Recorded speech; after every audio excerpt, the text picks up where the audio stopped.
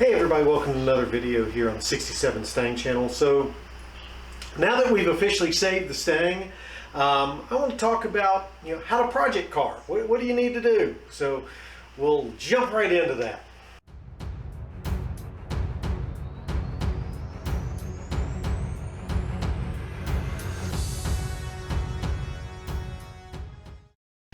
Okay, so now that I've spent the last 3 years getting the 67 Stang back into good, reliable, driving condition and all that, I know there are a lot of things that I've learned along the way about getting to this point, about what I could have done better, what maybe if you're looking to get into a project car, what you might want to consider. So I want to take some time and kind of talk about that a little bit. How do we go about getting a project car? What do you need to think about?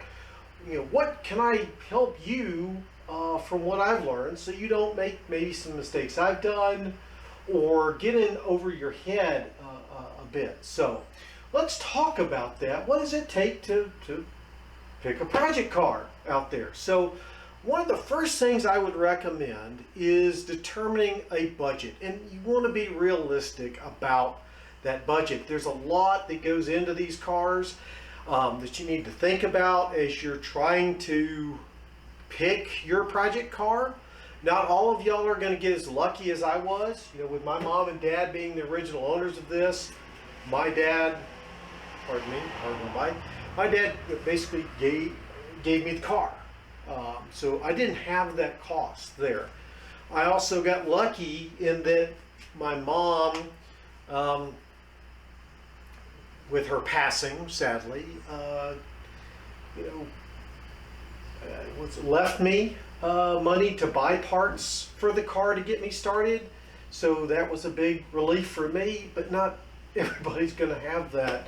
And honestly, when I trade having my mom back for instead of having the parts, absolutely. So what do you need to do, right? What do you need to think about? So first, obviously, there's the initial cost of buying the car.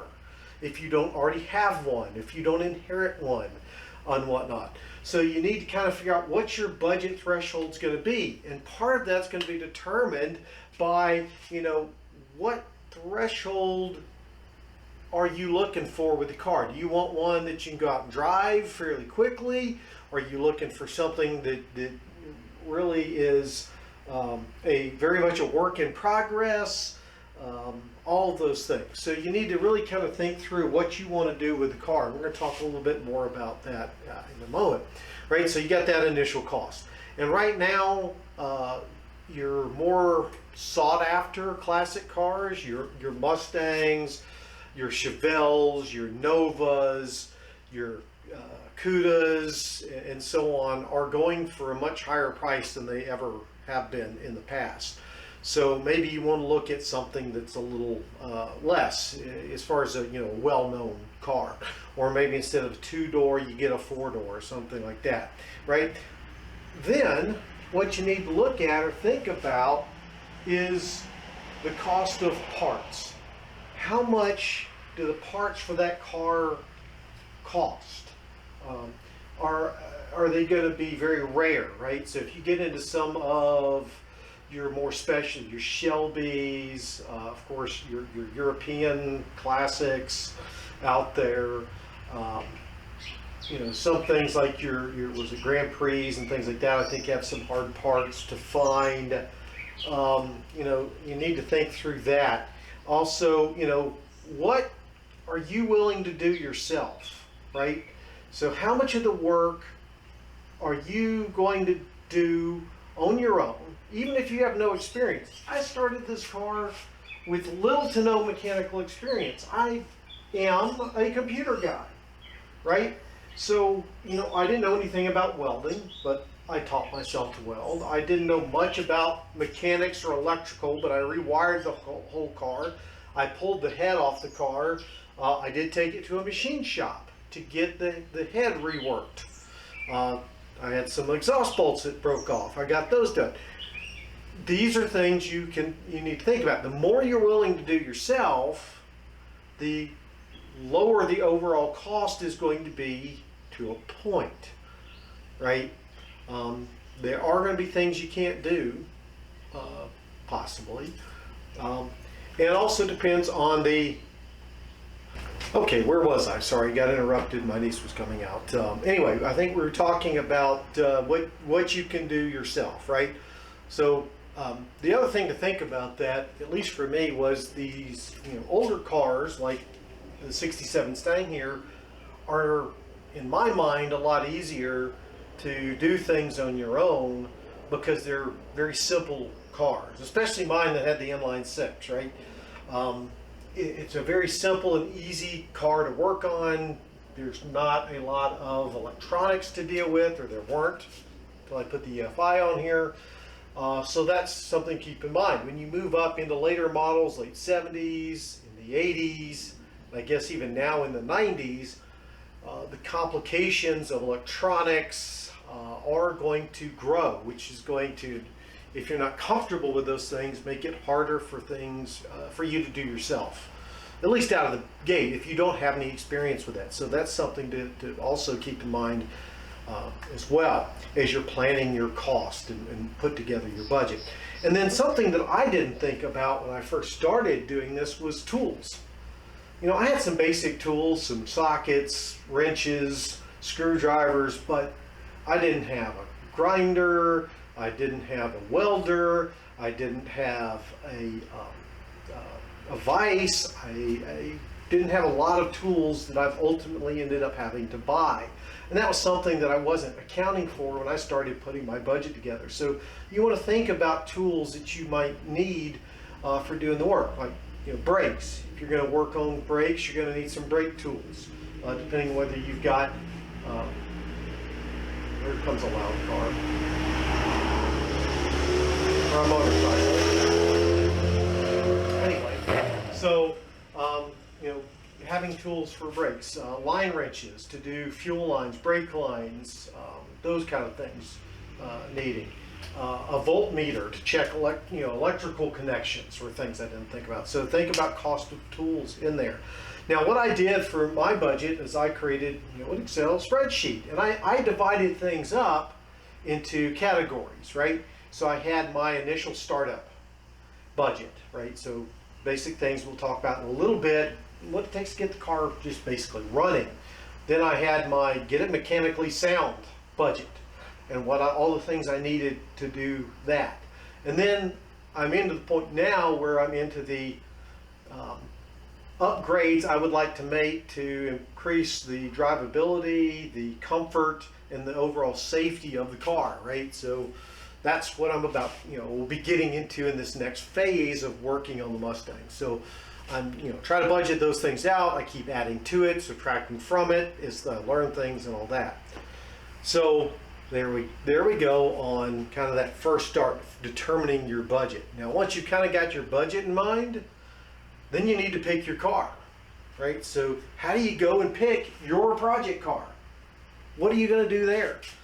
Well, first, this is supposed to be fun, at least in my mind. Working on these cars, getting them up to speed is all about the fun. It takes you away from your daily stress and puts you out having fun doing things that you like. So you want to pick a car that is your passion. Are you a Chevy guy? Are you a Ford guy? Are you a Mopar guy?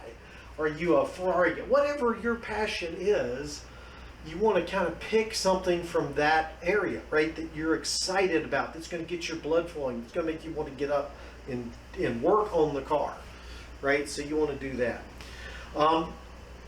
Once you kind of decide that, right, what your excitement is, you need to think about how much effort do you want to put into one of these cars as your project car.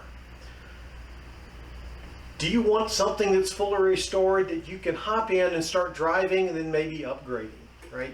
Is that what you want?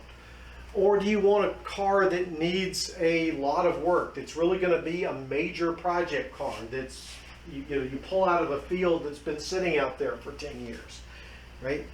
How much do you already know, or are you willing to learn? As I said, when I start working on the 67 here, I knew very little about mechanics. I had done some tinkering back when I had this car as a teenager, but nothing major. Nothing to what I've had to do to get it to this point. But I was willing to learn. I went out there and found YouTube videos of how to do things on Jeff Ford's Auto Rested Mod channel, Joe Daddy's Garage, Vice Grip Garage, and so on. So I found a lot out there that I could use to help learn what I needed to do for getting these cars running. So, you need to think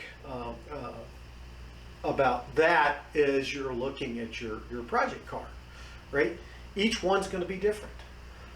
I will tell you this, for me, being able to periodically drive the car as I was going through the process was a big way for me to stay motivated. Just reminding myself how much fun it is to drive an old classic car like this really helped keep me focused and keep me moving forward, because there's a lot of times where it's very easy to kind of lose the drive.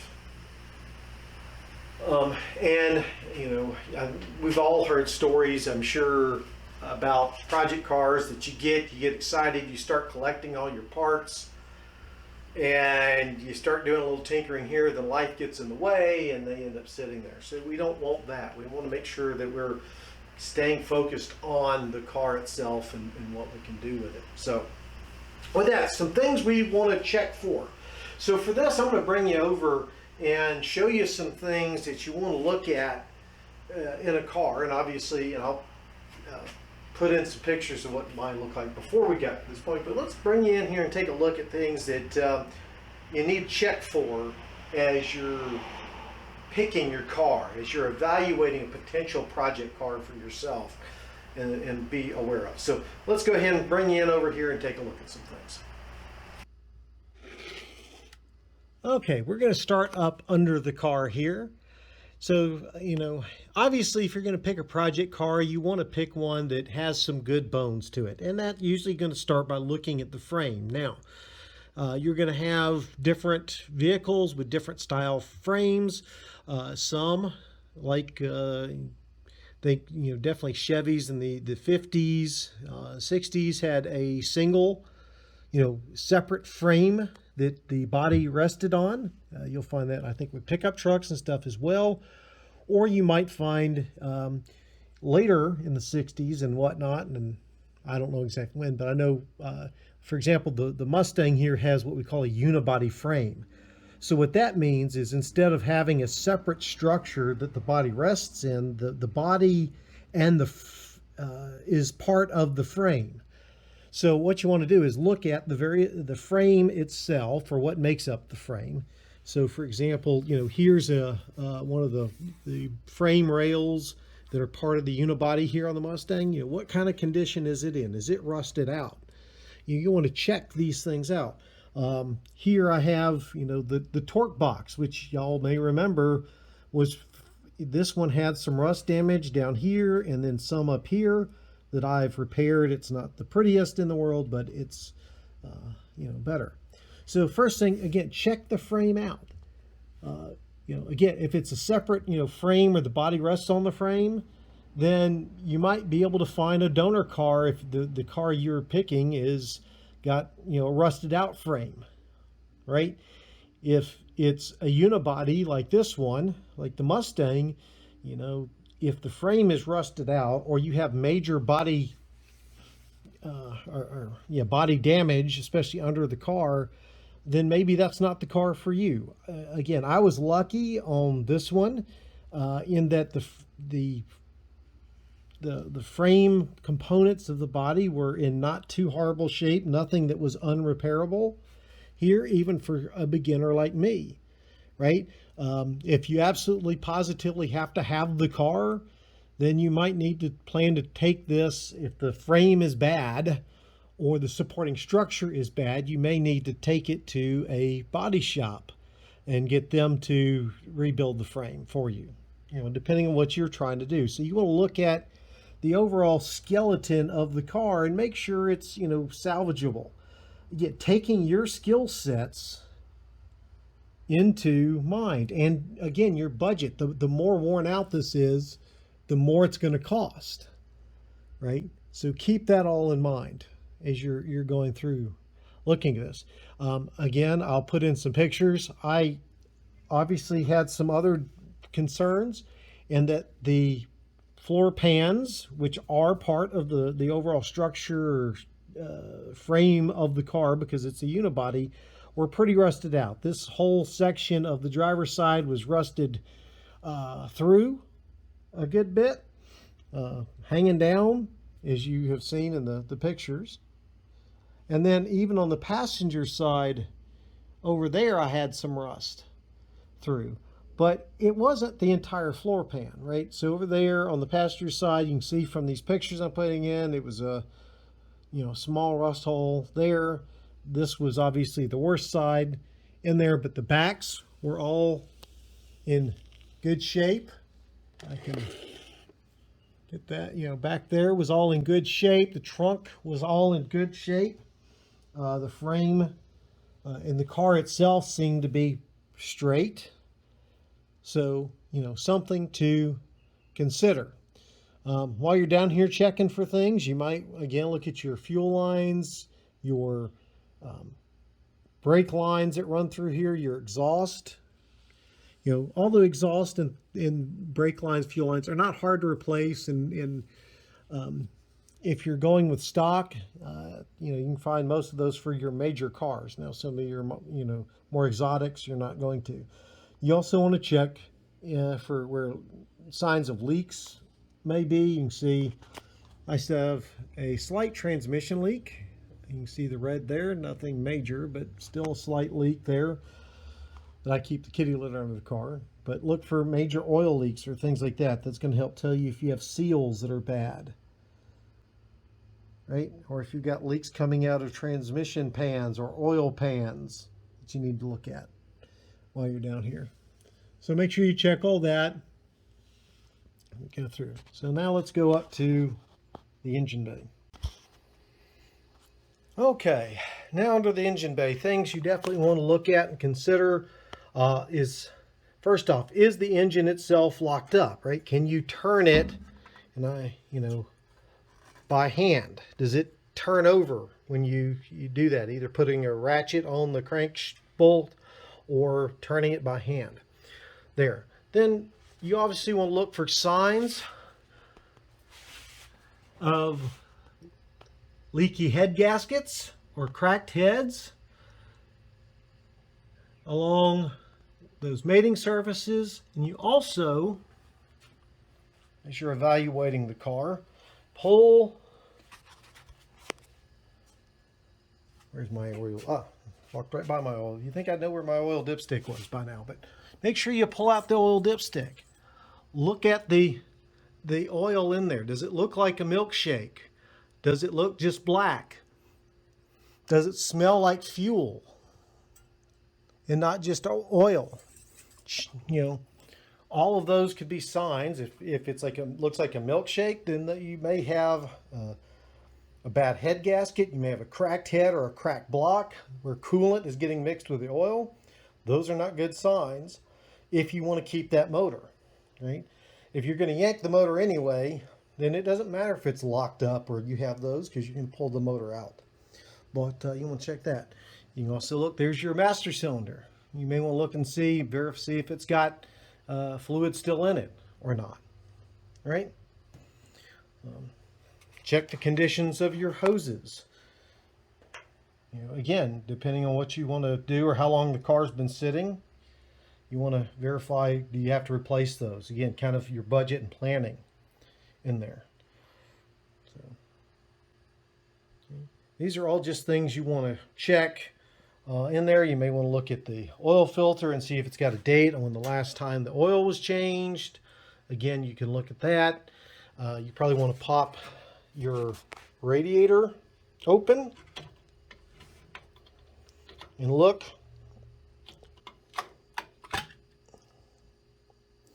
There we go. Check the coolant level in there. See if there's any coolant. If there's no coolant in there, bone dry, then maybe you've got a radiator leak. and you may need to get a new radiator. Okay, so all things to look at underneath here. I'm sure there's others, and folks, leave comments if you've got other suggestions on what to look at. So you want to check those things. Okay. So once you've checked under the hood, you want to go look back at the rear end. Okay, so we're back here at the rear end. So one of the things you want to look at while you're back here is, first off, do you see any leaks coming out of the was it transfer case back? No, not transfer case. Bell housing? No, not bell housing. Whatever this is called back here that transfers the power to the rear axle. I can't think of the name of it. But anyway, check that out. See what else, if there's any problems, any issues there.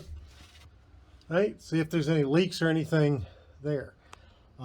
Look over at the wheels. Do you have any leaks coming out to identify that you have either a leaky brake cylinder or other issues down here that you need to check on?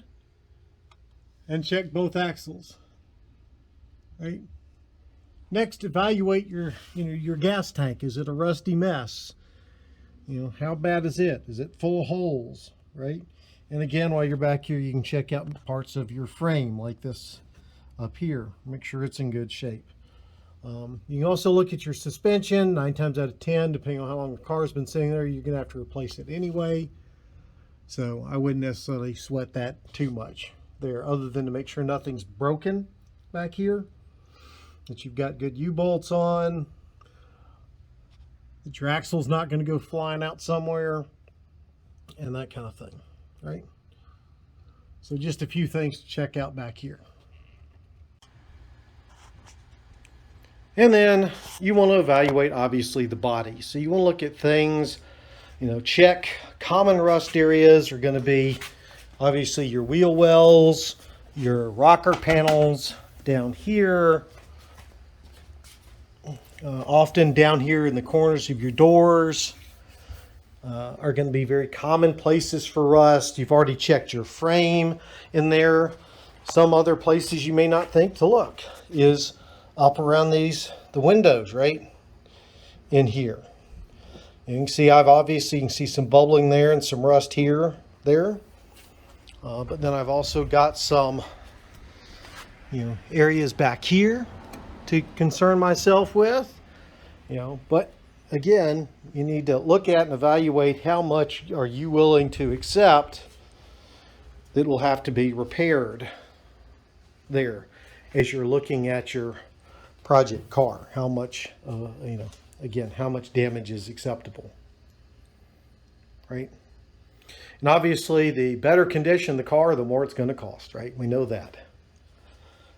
So,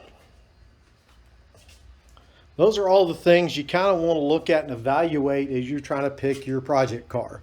Of course, let me forget. The condition of the interior. I don't really concern myself too much with that personally, just because, that's replacing the interior, with the exception of, the headliner, is fairly easy and straightforward and doesn't require a lot of skill to do that.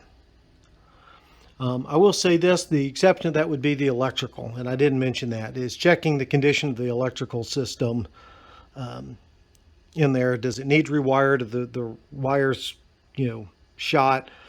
Probably, if it's never been done, if it's the original wiring, you're probably going to have to replace that. But even then, they make kits for most common cars, and they make universal kits that you can use for the uncommon cars.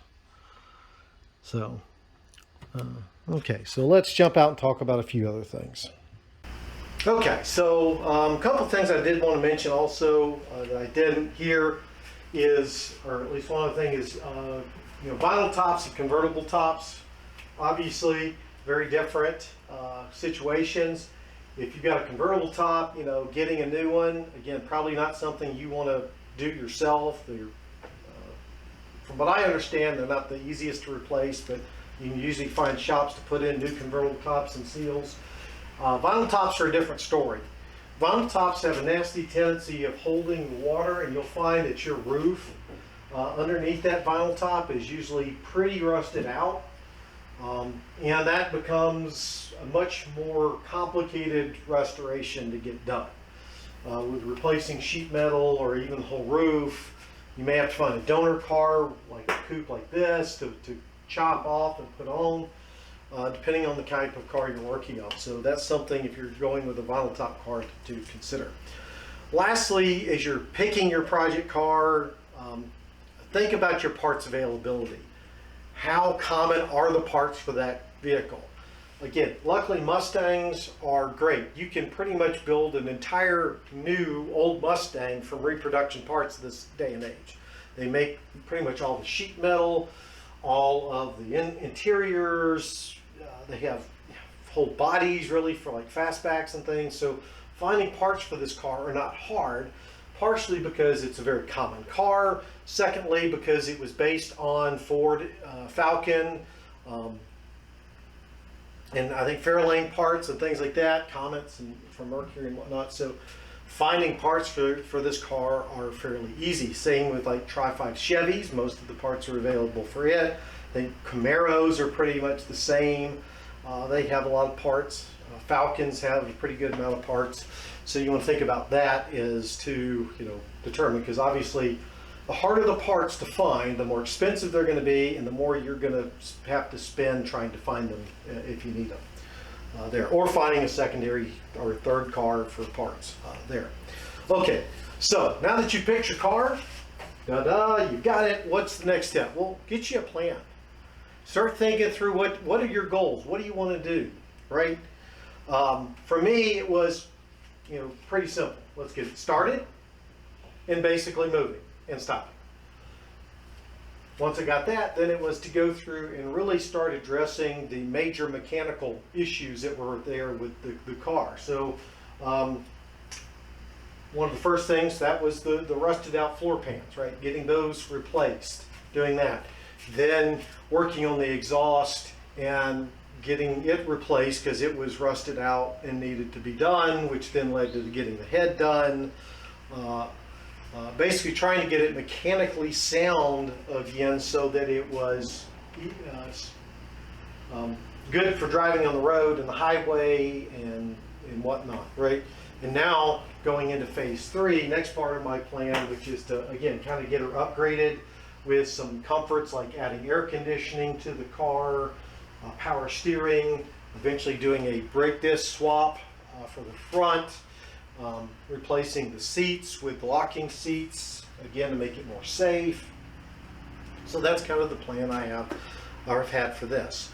So as you get started, most of y'all, the thing you're going to want to do first, if it's been an old car that's been sitting for a while, is you want to get it started, right? That first start, that's kind of that first big acceleration of, yay, she runs, she's alive, right? So let's talk about a couple of things that you're probably going to need as you're planning for that first start, right? So you're going to need spark plugs and plug wires, almost always a given in there, just to be on the safe side that they're going to work. They haven't been eaten by rats for the plug wires and those things. To go along with that, maybe not you may be able to clean up the existing ones for the and get it running the first time, but you're probably going to want to replace. But it's just distributor cap and a rotor, right? You want to get those things in here. And this is assuming that this is an older vehicle that is running on non-electronic ignition there. And to go along with that, probably a set of points and condenser. Now, a lot of this you're probably not going to find at your local parts store. At least I had a problem when I was doing mine. So I went ahead and ordered those online, in my case initially from Rock Auto, and had those delivered when I was getting ready to start this old girl for the first time. Because the first time I went to an auto parts store and asked for points and a condenser for a 67 Mustang, they were like, points? What points are you talking about? They had no idea what I was talking about, right? Again, you won't have that if you're using electronic ignition. Assuming I'm talking more about a mid 70s or earlier model car or production car. Anything mid 70s and up into the 80s and 90s is probably going to have electronic ignition, so you won't need those things, but you need to think through it. The other thing is maybe not as exactly in the first start, but soon thereafter you're going to want to change the oil and the oil filter. And again, for most of these older cars, you're going to need at least a zinc additive, or go with a diesel oil that usually has zinc and things in it, because that's the old cars were designed to run with that.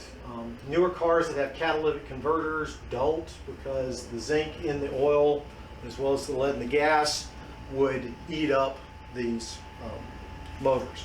Which does bring me to that. If you're running getting a really old car, a 60s, 50s or 40s or earlier car, most of those are designed to run on lead gas. If that motor has not been rebuilt, then the seats in the head have not been hardened for the valves, and it relied on lead as a lubricant for the valves.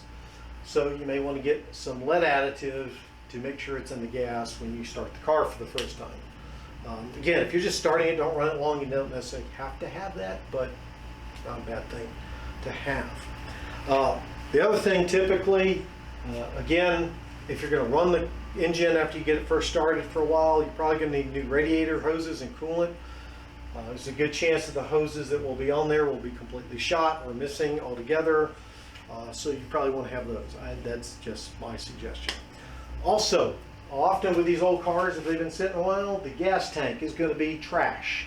It's going to have rust and other junk in it that you don't want coming up through your carburetor or your fuel pump or whatever. So you're probably going to want some external fuel source, a gas can, and some sort of external pump, because more than likely, if you're running a mechanical pump that looks like, give me a moment,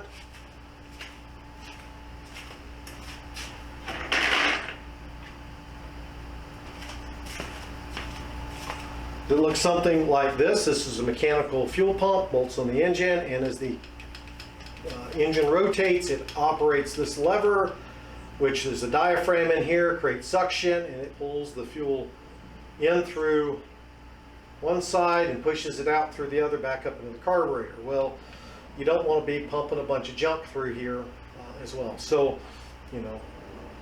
you want to potentially either replace, you may need to replace this or plan on replacing it, or have an external pump as you're going through, because these diaphragms will go bad.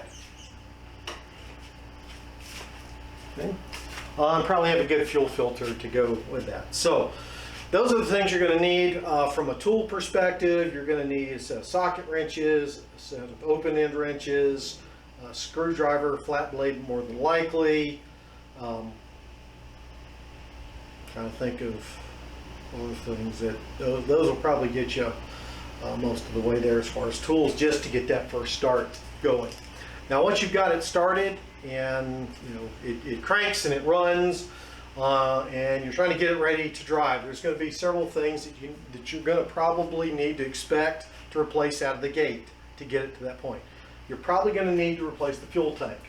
If it's been sitting for 15 plus years, especially if it's had bad gas, it's been exposed to weather, it's probably got a bunch of trash and rust. Yes, you can try to pull it and flush it if you want to, but I would plan on replacing it. I did here, so I got a brand new fuel tank in there. And of course, all of your fuel lines. Depending on where this thing has been sitting, this project car, there's a good chance that all of the, not only the rubber lines, which you would definitely want to replace, but even the metal lines could be rusted through. So you want to check those. In a minimum, you want to blow some air through those to just make sure they're not clogged and full of things, just to flush them out a good bit. So you want to do that. You probably want to replace the entire brake system. And I say that because brakes are an important part of the safety for the vehicle. right? So all the rubber lines definitely want to replace. The wheel cylinders, if it's a drum system, you definitely want to replace. If it's a disc system, probably the calipers. The master cylinder, you almost guaranteed you're going to want to replace. All of that's just to get the car, so you can stop reliably, right? So you want to make sure all of that is done. And if it's power brakes, you probably want to replace the vacuum lines that go with that, especially if they're rubber vacuum lines. So you want to take care of that. The other thing, probably, since the engine's been sitting a while, there's no telling how rusty the cooling system has gotten, so you're going to flush it out really good, which also means you probably want to replace the radiator, or at least flush it, the water pump, and the thermostat, and maybe the thermostat housing, depending on what it looks like. But you're going to plan out of the gate to get those just to keep the engine cool. Okay? And then lastly, I would say the transmission fluid or oil, depending on if it's a manual or a automatic. If it's an automatic, you want to replace the automatic transmission fluid and the filter. If it's a manual, you'll probably want to replace the gear oil that's in there, or the transmission oil that's in there. Do that just to keep it fresh and make sure it's good to go. So do that. So that's what it's going to take for you to get it started. From there, it's enacting your plan, right? Take it one step at a time. The more you're going to do yourself, the longer this is probably going to take. I said it's taken me 3 years plus to get this car to the point where she's really a reliable driver. I know I get in, turn the key, fire up, back her out of the driveway and drive her around and not have to worry about, is she going to break down on me, right?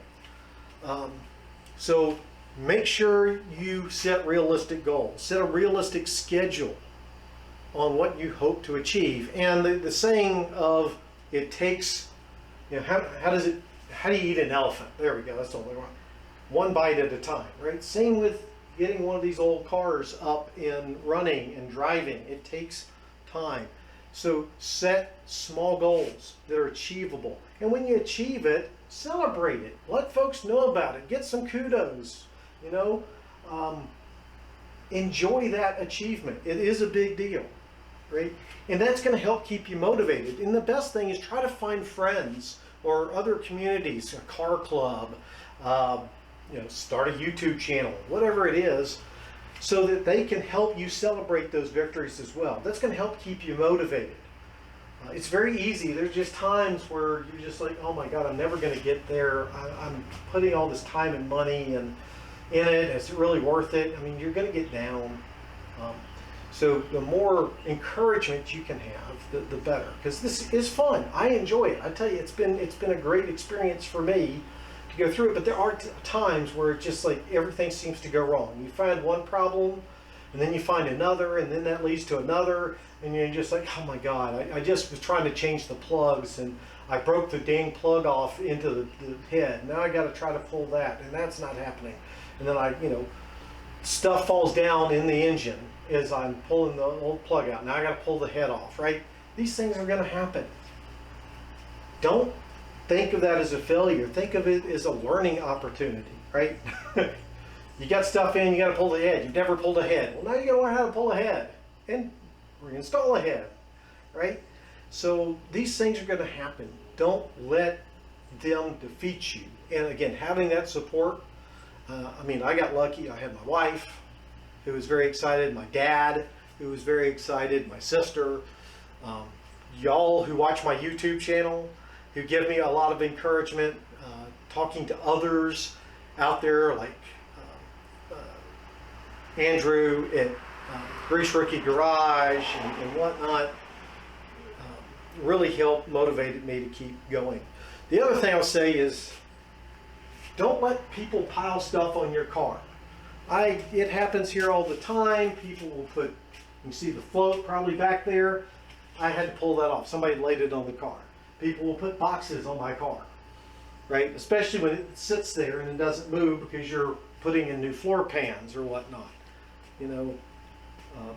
Don't let that happen. When your car starts to become a storage container, it's no longer a project. It gets buried and gets forgotten. And it's very easy to sit there and ignore it. Don't do that. Don't let that happen. Right? If you're really trying to restore it, do it. Right? So there we go. I hope you found this informative and it'll help you as you try to select a project car. I said I got lucky. I basically got one handed to me that I already had a history with and meant a lot to me. That's not going to happen for everybody, but make sure you pick one that you have a passion for. That's really, really important out there. Make sure you have your budget, you know what you're going to spend.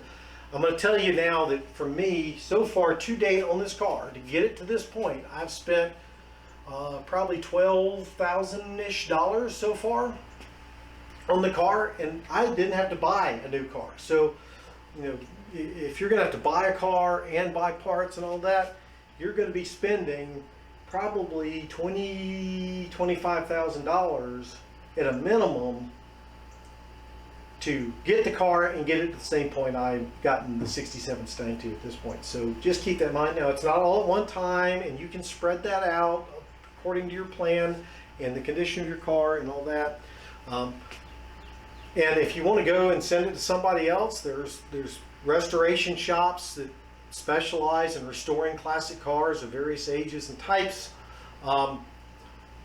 There you're not going to have to deal with potentially some of the headaches of doing it yourself, but you're going to be paying more because you're paying for labor and expertise and all those things. So just keep that stuff in mind as you're doing it. So anyway, with that, guys, hope you've enjoyed the video.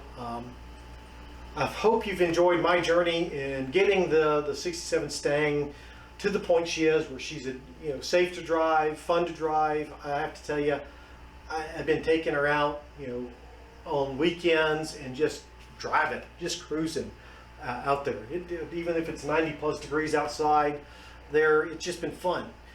Getting people to wave and honk their horn, and anytime I stop for gas or stop at a store, invariably somebody comes up and asks about it and shares some story about their car that they let get away, or the one that they remember their dad having, or whatever. So it's been a very fun journey and well worth it. So with that, guys, if you liked it, give it a thumbs up. If you didn't, you can dislike it. Please leave comments if you have any other ideas, suggestions on picking a project car, or lessons you've learned with your project car. Please feel free to share those. Again, videos are going to be fewer and far between at this point, since I've already saved the car, but as we come up with new projects, I will certainly bring them here to the channel. So with that, guys, y'all have a great one, and I'll see y'all in the next video.